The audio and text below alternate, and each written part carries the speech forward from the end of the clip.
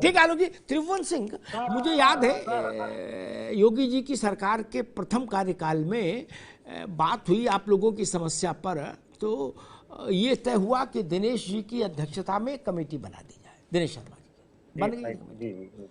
मैं भी उसमें कहीं ना कहीं अघोषित तौर पर कुछ जुड़ा था, कुछ जो मुझसे शासन राय मशवरा जो कर सकता था होता। तब भी ये बात आई थी जो बात शिव कुमार जी कह रहे थे कि भाई मुंडे मुंडे मतर भिन्ना, बोले कितने तो संगठन है और सबका अपना अपना वो है। दूसरी बात आई थी कि भाई मान लीजिए कोई एक रास्ता खोज के बात बने और वो उस पर सबको राजी कर पाना ये भी कठिन हो जाएगा। मैं उस अमाउंट का खुलासा नहीं करूंगा, एक अमाउंट मैंने प्रस्ताव रखा था, लगभग उस पर सहमति बन रही थी, लेकिन फिर ये हुआ कि सबको एक नाव पर चढ़ाएगा कौन, क्योंकि संस्थाएं भी बहुत ज्यादा थी, संघर्ष के मोर्चे भी बहुत थे शिक्षा मित्रों में। क्या अब उस चीज में सुधार हुआ है? क्या अब शिक्षा मित्रों ने ये किया कि भाई ठीक है हम एक झंडा एक बैनर के तले रहेंगे ताकि सरकार को कोई भी प्रस्ताव देने में सुविधा हो और उस पर आपको रिस्पॉन्ड करने में सुविधा हो? त्रिभुवन जी। जी निश्चित तौर पर, जी निश्चित तौर पर अमिताभ जी, उत्तर प्रदेश के जितने भी शिक्षा मित्र हैं, आज सारे संगठनों ने ये वादा किया है, प्रण किया है कि शिक्षा मित्र हित के लिए जो भी कुर्बानी देनी पड़ेगी वो कुर्बानी देने के लिए तैयार हैं। और मैं ये समझता हूं कि जो हाई पावर कमेटी बनी थी और जिसके बारे में अभी तक क्या आज तक भी कुछ उस पर निर्णय लिया गया कि नहीं लिया गया, क्या उस हाई पावर कमेटी में था? और उसके बाद से अब तक लगभग मैं समझता हूं अमिताभ जी 1000 के आसपास मौतें हो चुकी हैं। अभी हाल में ही हमारे हापुड़ से एक शिक्षा मित्र ने फांसी लगाकर जान दी और तमाम ऐसे समस्याएं आई। लेकिन सवाल यह है कि एक बार ये वादा किया जा चुका है 2014-15 में झूलेलाल पार्क में भारतीय जनता पार्टी की सरकार में, जिसमें राजनाथ सिंह जी थे, और राजनाथ सिंह ने ये कहा था कि हमारी सरकार बनते ही जितने भी संविदा कर्मचारी हैं सभी का न्यूनतम वेतन हम बनाएंगे, सबको न्यूनतम वेतन देंगे। ये आदरणीय राजनाथ सिंह के वचन थे। उसके बाद संकल्प पत्र में भी रखा गया। उसके बाद माननीय योगी जी ने हाई पावर कमेटी भी बनाई। हाई पावर कमेटी 2018 में बनी थी।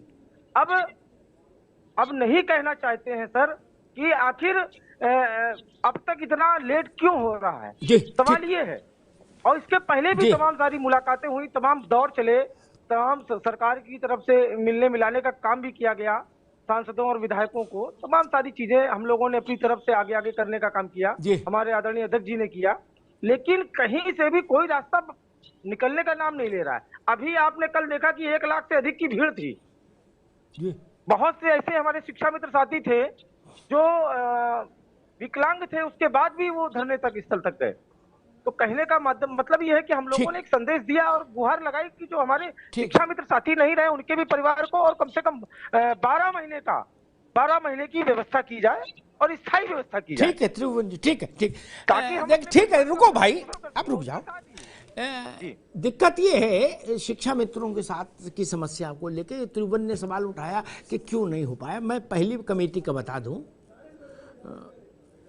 कोई राय बनती थी, राय बाहर भी आ जाती है, हकीकत बता रहा हूं, और नेतागिरी का ऐसा भारी रोग है क्या, अब पता लग गया किसी को कि शिव कुमार के जरिए हो रहा मामला है, तो जो इनके विरोधी हैं उनने भी नेहरू का तुरंत एक नई सिलवाई और उनने बयान ठोक दिया है, परमानेंट टीचर से कम कुछ भी मंजूर नहीं, क्या सरकार की दलाली करने वालों को नहीं मानेंगे। लो गई भैंस पानी में। त्रिभुवन बाबू समझ रहे ना, क्योंकि आपके यहां भी तो नेहरू कट पहनने वाले 1000 हैं, एक ही 2-4 तो है नहीं, है ना।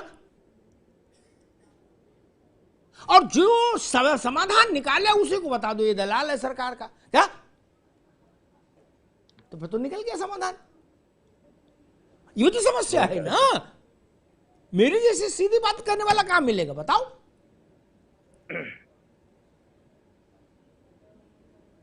और 22 के चुनाव से पहले सारे शिक्षा मित्र खुले तौर पर समाजवादी पार्टी के समर्थन में खड़े हो गए, बोले ईंट से ईंट बजानी है, योगी को हटाना है, क्या था ना सच्ची बात।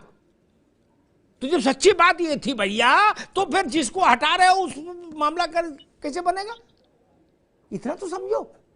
इसीलिए मैंने शुरुआत में कहा था कि मौसम बदला है, आप लोग इकट्ठे हुए हो, भाजपा को भी लगा है कि भाई ठीक है समय है कुछ करना चाहिए, लेकिन समाजवादी पार्टी के औरा से बाहर आपको आना होगा। अशोक यादव जी, क्या सपा को ये बात दिख रही है जो हम लोग समझ रहे हैं कि ये जो एक बड़ा वोट बैंक था आपका शिक्षा मित्र और उनके परिवारों का, ये आज सुन लो, सवाल सुन लो महाराज, अब कोई सैद्धांतिक बात लंबी नहीं, व्यवहारिक बात, व्यवहारिक राजनीति होती, व्यवहारिक बात करो। अब वो समाजवादी पार्टी के फोल्ड से बाहर आ गया कल, क्योंकि 22 में आपका बहुत उग्र समर्थक वर्ग था, शिक्षा मित्र, समर्थक नहीं उग्र समर्थक वर्ग था। राकेश जी, अशोक जी। अमिताभ जी देखिए, मैं आपके माध्यम से शिक्षा मित्र साथियों से यही निवेदन करूंगा कि इन छल करने वालों से सावधान रहें। ये ट्रैप किया जा रहा है 2024 को चुनाव को लेकर। दूसरी बात मैं ये कहना चाहता हूं कि हमारी सरकार ने, अखिलेश सरकार ने इनको 40,000 रुपए पर मंथ लमसम दे करके इनको वेतनमान दिया, सहायक अध्यापक बनाया। इन्होंने 40,000 रुपए को कम करके कर दिया 10,000 रुपए। तो ऐसे ठगी करने वालों से सावधान रहे शिक्षा मित्र। दूसरी चीज मैं ये कहना चाहूंगा कि इन्होंने देश के करोड़ों नौजवानों के भविष्य को अंधकारमय कर दिया है। बीटेक करने वाले, बीएड करने वाले, इतना हाईली क्वालिफाइड जो नौजवान हैं वह सड़कों पे घूम रहे हैं, या तो 10,000 12,000 की नौकरी किसी ठेकेदारी पे कर रहे हैं। ये देखिए, एक संविदा हुआ करती थी पहले, संविदा का कॉन्सेप्ट इन्होंने पूरी तरह से खत्म कर दिया। अब संविदा को उन्होंने कन्वर्ट कर दिया आउटसोर्सिंग। आउटसोर्सिंग क्या होता है कि शोषण का एक टूल है। आप जानते होंगे, आप इतने सीनियर जो है जर्नलिस्ट हैं, आउटसोर्सिंग एक शोषण करने का टूल है। थर्ड पार्टी, आप किसी को जॉब दिलवा रहे हो। एक मिनट यादव जी, एक मिनट।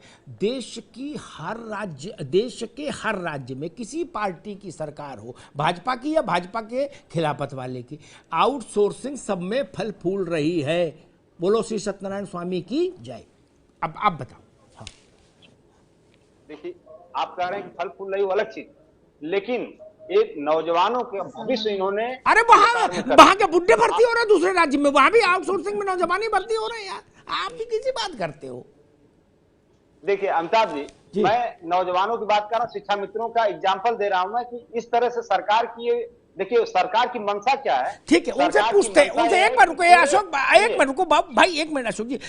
शिव कुमार जी बताइए, अशोक यादव जी कह रहे हैं हमारे मित्र के छल करने वालों से सावधान, जैसे नहीं उस पर लिखा होता है बोर्ड पे, नक्कालों से सावधान, असली मामा का ढाबा इधर है।